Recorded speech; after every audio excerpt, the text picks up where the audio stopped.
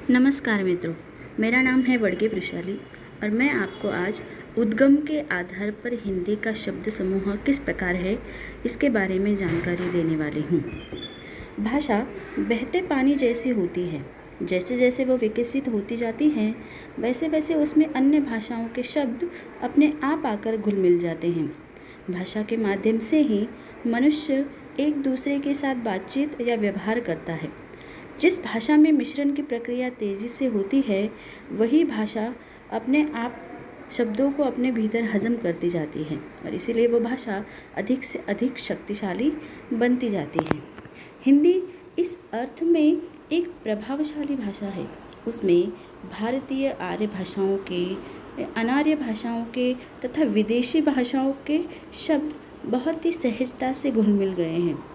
इन शब्दों के घुल मिल जाने से हिंदी भाषा का शब्द भंडार विस्तृत हो गया है। जैसे कि हम देख सकते हैं कि उद्गम के आधार पर हिंदी के शब्द समूह के अंतर्गत 4 प्रकार दिए गए हैं। जैसे पहला है तत्सम, दूसरा है तद्भव, तीसरा है देशज और चौथा है विदेशी। इस प्रकार इन शब्दों के माध्यम से हिंदी का शब्द भंडार विस्तारित हो गया है। इसलिए हिंदी के इन शब्द समूहों की जानकारी आप सबको होना बहुत ही महत्वपूर्ण है। इसीलिए हम आगे इन शब्दों को बहुत ही विस्तारित रूप से जानने का प्रयास करेंगे। हिंदी के शब्द समूह के अंतर्गत सबसे पहला प्रकार है तत्सम शब्द। तत्सम यह शब्द तत् और सम के योग से बना है। तत् का अर्थ है वह और सम का अर्थ है समान। किसी भी भाषा के मूल शब्दों को ही तत्सम शब्द कहते हैं। जैसे संस्कृत, पाली, प्राकृत आदि भाषाओं के मूल रूप से यह शब्द प्रयुक्त होते हैं।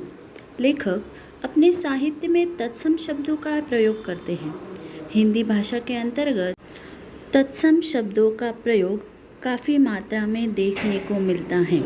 उदाहरण के लिए हम देख सकते हैं कृष्ण, कर्म, धर्म, सूर्य, पुस्तक, पुष्प, गृह, परिवेश, यात्रा, अग्नि, क्रोध, भक्ति, भजन, महत्व, उत्तीर्ण, उदय आदि। ये सब जो शब्द है ये हिंदी भाषा के अंतर्गत तत्सम शब्दों के लिए उपयोग में लाए जाते हैं। जैसे कृष्ण ये जो शब्द है ये संस्कृत में भी उपयोग में आता है और हिंदी में भी इसका प्रयोग होता है। कर्म, धर्म, सूर्य, पुस्तक ये शब्द संस्कृत का है। हिंदी का शब्द किताब है, लेकिन फिर भी हम पुस्तक इस शब्द को हिंदी के अंतर्गत उसका उपयोग करते हैं। पुष्प, गृह, परिवेश, यात्रा, अग्नि।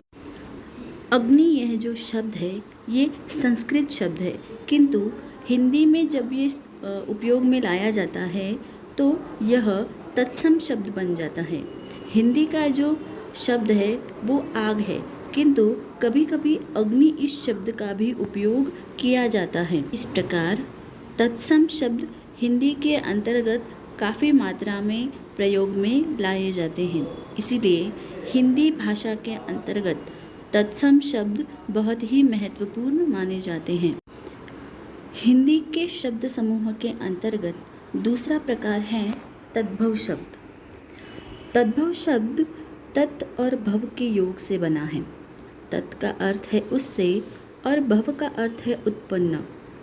संस्कृत, पाली, प्राकृत, अपभ्रंश आदि भाषाओं से विकसित होकर शब्दों में परिवर्तन होता है और ऐसे ही शब्द तद्भव शब्द कहलाते हैं। हिंदी के अंतर्गत तद्भव शब्द सबसे अधिक मात्रा में मिलते हैं। जैसे हम उदाहरण के लिए यहाँ देख सकते हैं कृष्ण का तद्भव शब्द है कान्हा। मतलब कृष्ण ये संस्कृत का शब्द है और वो हिंदी में आते आते उसमें परिवर्तन हो गया और वो क्या हो गया, कान्हा। दूसरा है कर्म का हो गया काम।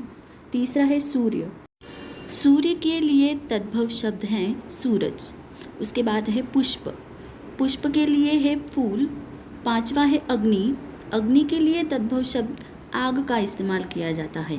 और आखिरी है पुस्तक पुस्तक के लिए तद्भव किताब इस शब्द का उपयोग यहाँ होता है।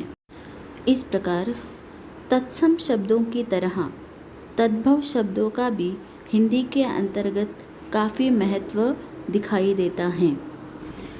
इसके अंतर्गत तीसरा प्रकार है देशज शब्द। देशज शब्द का शाब्दिक अर्थ है देश का, जो शब्द न संस्कृत से बने हैं और न ही विदेश से आए हैं। ऐसे शब्द देशज शब्द कहलाते हैं। देश से उत्पन्न शब्द देशज कहलाते हैं। ऐसे शब्द ज़्यादा से ज़्यादा बोलचाल के रूप से आते हैं। उदाहरण के लिए हम यहाँ देख सकते हैं, जैसे ढूंढ, ठठरी, अटकल, खचाखच, गिटपिट, थप्पड़, हल्का, हिचकी, हुल्लड़, गोलमटोल, फर्राटा आदि। यह शब्द देशज शब्द कहलाते हैं क्योंकि इनकी व्युत्पत्ति नहीं मिलती है। ये पता नहीं चलता है कि किस शब्द से यह शब्द निकला है और ऐसे ही शब्दों को देशज शब्द कहा जाता है। अगला प्रकार है विदेशी शब्द। भारत में कई वर्षों तक विदेशी सत्ताओं का राज था। इस कारण उनकी भाषाओं के शब्द हमारी भाषा में घुल मिल गए हैं। इसलिए विदेश से आए हुए शब्दों को विदेशी शब्द कहते हैं। हिंदी भाषा में कई विदेशी शब्दों का प्रयोग किया जाता है। इसमें प्राकृत काल, मध्यकाल तथा आधुनिक काल से विभिन्न शब्द हिंदी भाषा में आए हैं। हिंदी एक ऐसी भाषा है जो हर प्रकार की भाषा के शब्दों को अपने आप में समाहित कर लेती है और इसीलिए हिंदी भाषा के अंतर्गत विविध ऐसे विदेशी शब्दों का भी समावेश हुआ है और इन शब्दों का उपयोग हिंदी बोलने वाले लोग बहुत ही आसानी से और बहुत ही अच्छी तरह से करते हैं। अब हम विभिन्न विदेशी भाषाओं के जो शब्द हिंदी में प्रयुक्त होते हैं उनके कुछ उदाहरण देखेंगे। सबसे पहले है पश्तो शब्द। पश्तो शब्दों के अंतर्गत आते हैं पठान, रोहिला, गुंडा, अचार, तहस नहस। इन शब्दों का उपयोग हम हिंदी में बहुत ही अच्छी तरह से करते हैं। दूसरा प्रकार है तुर्की। तुर्की के अंतर्गत आते हैं उर्दू, कैची, गलीचा, चकमक, चाकू, तमगा, दरोगा, लाश आदि। ये सभी शब्द तुर्की शब्द है जो हम हिंदी भाषा के अंतर्गत भी इसका इस्तेमाल करते हैं। उसके बाद आता है फ़ारसी अरबी शब्द। इसका हिंदी साहित्य के अंतर्गत बहुत ही अधिक मात्रा में उपयोग किया जाता है, जैसे असर, ईमान, मज़हब, आफत, आशिक, इमारत, एहसान, अंजाम, बारूद, आवारा, अगर, कश्ती, किनारा, बेकार, मज़दूर, बरामदा, मकान आदि। ये सभी शब्द अरबी और फ़ारसी के शब्द हैं जो हिंदी के अंतर्गत काफ़ी अधिक मात्रा में इसका उपयोग किया जाता है। उसके बाद है पुर्तगाली शब्द। इसके अंतर्गत आते हैं अचार, अलमारी, कमीज़, नीलाम, कनस्तर, गमला, आया, गोभी, चाबी, तंबाकू आदि। ये सभी शब्द पुर्तगाली शब्द है जो हिंदी में भी इसका प्रयोग किया जाता है। अंग्रेज़ी शब्द। अंग्रेज़ी के अनगिनत शब्दों का उपयोग हम रोज़ के व्यवहार में करते हैं। फ़ारसी के बाद हिंदी में अंग्रेज़ी शब्दों की संख्या ही सर्वाधिक है। अंग्रेज़ी के शब्द सर्वाधिक होने के कारण उसकी सूची बनाना बहुत ही कठिन कार्य है। उसके बाद आता है फ्रेंच। इसके अंतर्गत आते हैं कारतूस, कप, कॉलर, टेबल, कूपन, अंग्रेज़। ये सारे शब्द फ्रेंच शब्द है जो हिंदी में भी प्रयुक्त होते हैं। उसके बाद है चीनी शब्द। अब चीनी शब्दों का भी इस्तेमाल हिंदी के अंतर्गत किया जाता है, जैसे चीनी, शक्कर को हम चीनी कहते हैं।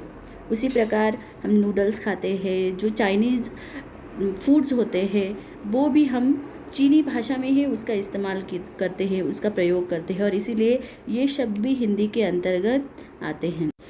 इन शब्दों की तरह और भी बहुत से ऐसे शब्द हैं जो हिंदी भाषा के अंतर्गत प्रयुक्त होते हैं, जैसे रूसी शब्द है, लैटिन शब्द है, जर्मन है, ऑस्ट्रेलियन है, अफ्रीकी है, जापानी है, इटालियन शब्द है। इन सभी शब्दों का उपयोग हिंदी भाषा के अंतर्गत किया जाता है और इसी कारण हिंदी का शब्द भंडार अधिक से अधिक विस्तृत हो रहा है और इन शब्दों के माध्यम से हिंदी का प्रचार प्रसार भी बढ़ रहा है और इसीलिए हिंदी का शब्द समूह जानना हम सबके लिए बहुत ही आवश्यक है, बहुत ही महत्वपूर्ण है। धन्यवाद।